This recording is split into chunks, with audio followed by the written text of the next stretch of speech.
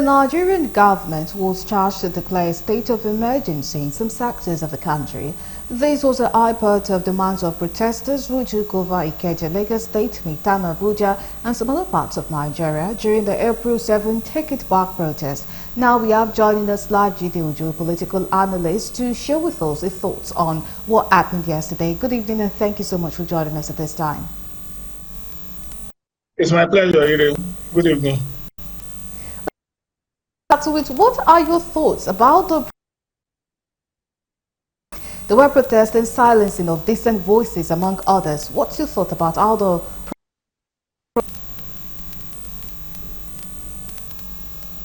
Well, much as there are concerns raised about the shrinking civic space and silencing the voice of opposition to bad governance, no sane government will actually want to tolerate protest, knowing full well that tensions are high, and they have seen what protests have done in other climes, how it has resulted into change of government during the Arab Spring, and even in Kenya last year, where there was a month-long protest that shook the foundation of that East African country.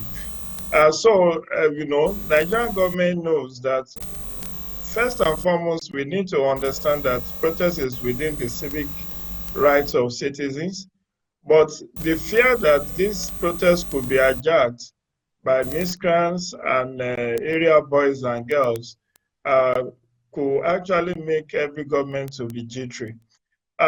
But I had expected that the Nigerian police would be more professional rather than tear gassing the protesters. All they could have done is to tighten security around them and ensure that that protest was not hijacked by undesirable elements. But to tear gas and molest peaceful protesters who are not armed, who are not, thugs, they are not cultists, they are not miscreants, they are law-abiding citizens who decide to carry placards to show their resentment about the state of the economy, about even issues of imposition of rule of law, which many believe was not the right thing to do in the case of Rivers, as well as police brutality, arrests, without unlawful arrest and detention of ordinary citizens, and abuse of cybercrime act. All of these were what the protesters claimed propelled them to go on the streets yesterday. And like I said, Section 40, Section 42, Section 39 of the Constitution seriously, back any act of protest in as much as it's civil, it's not disruptive, it's not violent. And I thought that the police will provide cover for this for this act of civil disobedience rather than tear gassing them and dispersing them forcefully. Right, on 6th April, that was on Sunday, the Nigerian Police Force issued a notice of Take It Back this protest.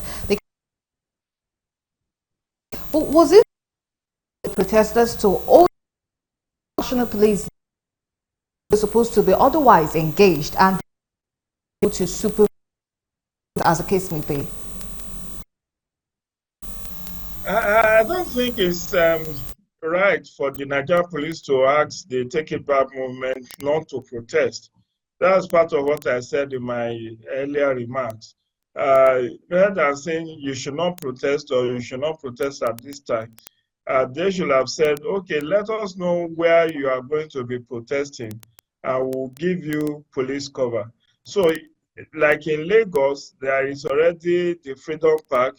In Osun, there is a Freedom Park in Osogbo, in Ibadan. There are spaces that people can protest peacefully without disrupting public order.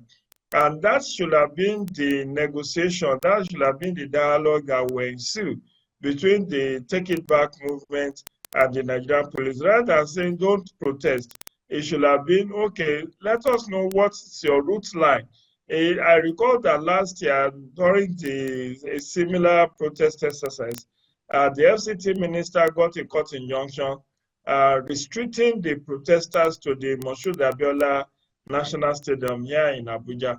And that could have also been a place, a safe place that would have been where the protesters could have been asked to gather. And that would have been what would have been commendable for Nigerian police. I do also understand that yesterday was National Police Day, and they possibly thought the organizers of this protest deliberately did, want to have this protest on a day that they were supposed to be celebrating their National Day, which was the maiden edition. You recall that, this is the first time that Nigerian National Police Day will be declared. Going forward, April 7th has been recognized by the federal government of Nigeria as the National Police Day. But maybe because given the fact that all the police commands were in celebratory mood and they were observing parade and having some fun, they felt that the protesters would be exerting and stressing them when they should be having a celebration. But be that as it may, it's all about dialogue. I saw yesterday where one of the senior policemen was dialoguing with Wamoyele Sowore and the Jide here in Abuja. These are some of the ROS and masterminds of this protest, and they were being discussed with by a senior police officer whom I cannot ascertain his identity. But this kind of dialogue is what should have been explored, because you can't continue to restrict people's movement and insist that they must not protest. Yes, like I said, the fear is there is a palpable fear that if there is any protest, it could go out of hand, as was the case in during 2011 or thereabout, during the Arab Spring, which eventually consumed countries like Egypt, Tunisia, and a couple of other North African countries. But you see, that's why we need good governance. If there's good governance, there will be no basis to protest. It's even a blind man could see that things are ill at ease in Nigeria. The rising cost of living, the unemployment rate, the poverty rate, the very high state of insecurity are causes for people to protest. So there could be different ways of protesting. I'm also protesting, only that I'm using my media platform to protest. But for those who want to carry placards, it's within their rights to do so. Thank you. All right. Very quickly, what should have been a better grievances? It seems our protests are becoming ineffective. We had no significant change that has been recorded since the last August End Bad Governance protest in Nigeria. I disagree with you, Ire, that there has not been significant result from protest. I recall that when the End Bad Governance protest that took place last year's August 1st to 10th of 2024, when it was to take place, government takes some preemptive actions, including, releasing money for palliatives. Job vacancies were all of a sudden, ministries, departments, and agencies were declaring vacancies in their various MDAs. We also have the president saying that he will convoke a national youth conference. It's all as a result of this protest. Don't forget that, even though I believe this national youth conference should have held before the end of last year, because now we are in second quarter of 2025. Why the delay if you actually sincerely want to hold this conference? Because I don't know why there is that delay, knowing full well that if there would be an implementation of this confab report, it should feed into the current efforts to amend the Constitution and the Electoral Act. So situations where the National Youth Confab is taking too long to plan and to execute is showing the deceit at the table of the federal government. Because if they are very sincere, there is a proverb in my part of the world, the Yoruba land, that says if you use 3 years to plan madness, how many years do you want to run mad? If it has taken almost 8 months to plan National Youth Conference, when do we hope to have that youth conference? So I'm not. I believe that August 2024 protest actually yielded a number of positive results.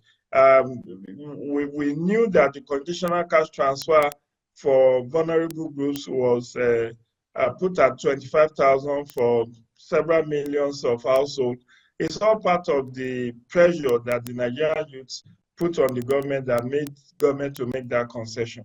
But it's still a work in progress. We cannot continue to keep quiet. So alternative means will be to engage through the social media platforms. Unfortunately, that social media platform is what is now being criminalized under the Cybersecurity Act, where even innocuous statements could warrant arrest and detention, illegal detention, which is not good for our democracy. Because what Apologies to differentiates cut short the flow of your thoughts, democracy but and autocracy is thank you civil so much for liberties. joining us at this time. It's my pleasure, Ire. Do enjoy the rest of your evening. Thank you and stay blessed. All right, and that's analyst once more for joining us on our news.